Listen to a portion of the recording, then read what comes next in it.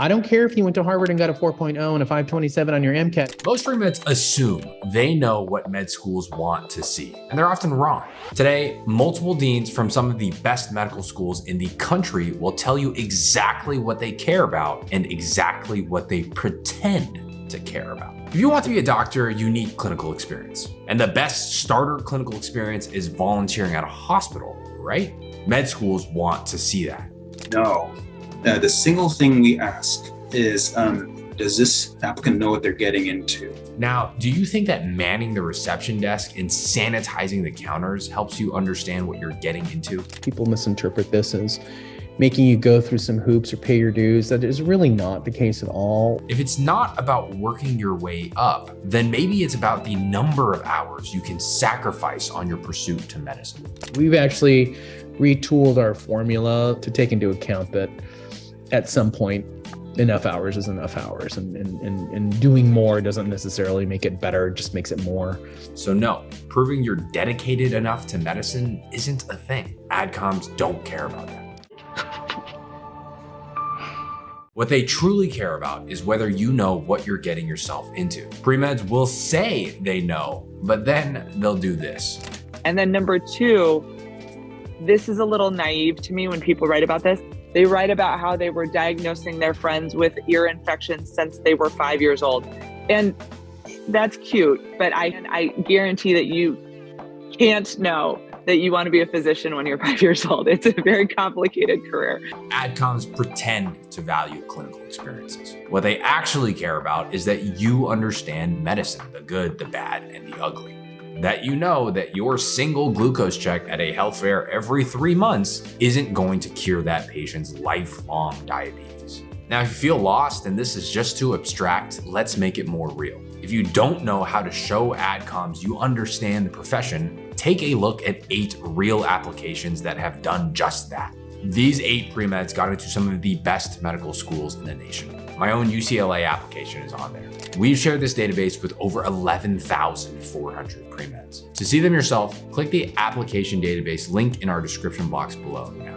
And look, it's not just clinical experiences that premeds are wrong about. Take, for example, prereq courses, which literally has the term requisite in them. Here's how Dean Arias from USC feels about them. We don't actually have any prerequisites. I'm not here to tell you what your path should be to becoming a physician. What kind of crazy is that? She doesn't care about whether you took statistics or OChem lab, because you will take the MCAT, and if you don't do well, that will tell her everything she needs to know. Here's Dean Arias on a student who didn't do so well in the MCAT. See how I was making fun of that guy that took it 47? That guy, I'm going to make fun of him till my dying day. And every time you take the MCAT, somebody's going to have to try to interpret it. And you do not want everybody wondering if the person who got the bad score is the one that's going to show up or the person who got the better score. She doesn't care about prereqs. If it were up to her, she wouldn't care about the MCAT either. She just wants to know that you can handle a med school curriculum. And she's not alone. I don't know necessarily that I'm always looking for that one superstar that's going to go change the world. I just want medical students who are going to do well in my curriculum. You don't need to cure cancer and have 15 publications. You don't need a 4.0 GPA and a 527 MCAT. These hyperboles give premeds an excuse to just throw their hands up in the air and say, I can't do it, it's too unrealistic. They're not true. It's these misconceptions about premed culture that cost 30,000 premeds every single year to not get into a single med school.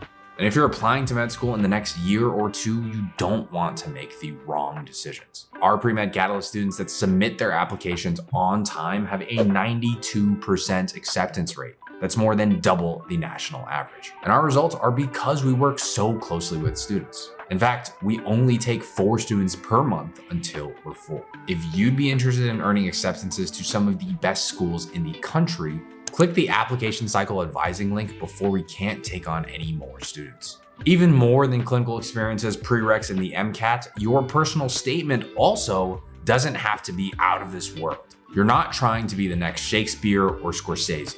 It doesn't have to be an exercise in creative writing. It doesn't have to start with, thunder and lightning and, people clutching their chest. It may not be. It was an instantaneous thing. In fact, the number of personal statements that actually help, this will surprise you. 90% of the personal statements are fine. Maybe 2%, maybe less than 2% of them are spectacular. And then like 5% of them are just weird and frightening. You can see how easy it is to spend 4 years worrying about the wrong things, ultimately to build a generic, mediocre application. The stakes are high. Whether it's trying to get into research or shadowing the first time or applying to medical school, those are things you only want to do once. It'd be an honor to support you. But again, we only take 4 students per month and then we're full. Click the application cycle advising link down below now. So we talked a ton about what AdComs pretend to care about. Of course, what we cannot miss is what they actually care about. You went to Harvard and got a 4.0 and a 527 on your MCAT and then didn't do any activities. You're not getting in. But if you went to Pomona Valley and you volunteered for 2,000 hours and you worked at a hospice or you worked at a doctor's office scribing, then I'm much more likely to take that kid. In our heads, we have this idea of what competitive looks like. It's that Harvard 4.0 527 MCAT, and clearly we're wrong about that. Competitive med schools aren't founding Khan Academy. Instead, they look like this. Green flag, for me, it is that everything in the application makes sense. Right. So there's a story here, and then the story is presented in the personal statement, and then what the applicant has done really informed what they had said in their personal statement. And so all of these things are coming together. And this is an individual who's been very intentional, who's been very thoughtful. A student who grew up with autistic siblings. They go ahead and volunteer to teach other neurodivergent children horseback riding. They've started an accessibility program in their local museum so that people with autism can safely experience the exhibits. Their basic science research looks at genes related to autism in mice. Everything just makes sense. Instead of that, what AdComs more often see, if you only have 10 hours of clinical experience and your whole essay is about what the characteristics of a good physician are, there's a disconnect there, right? So the application doesn't make sense. if you don't have the proof, it doesn't matter what you write. It won't land. And proof can look very different than you'd ever imagine. I was a waitress at Applebee's for many years, and I'm an emergency physician now, and you would not, there are so many similarities in the two jobs. So yes, you can be normal, well-adjusted, and get into medical school. In fact, the majority of premeds are exactly like that. You don't have to sacrifice your college years, you don't have to sleep 3 hours a week, and you don't need doctors in your family. You just have to value the same things that AdComs do. And they hate confusion. They want your story to simply make sense.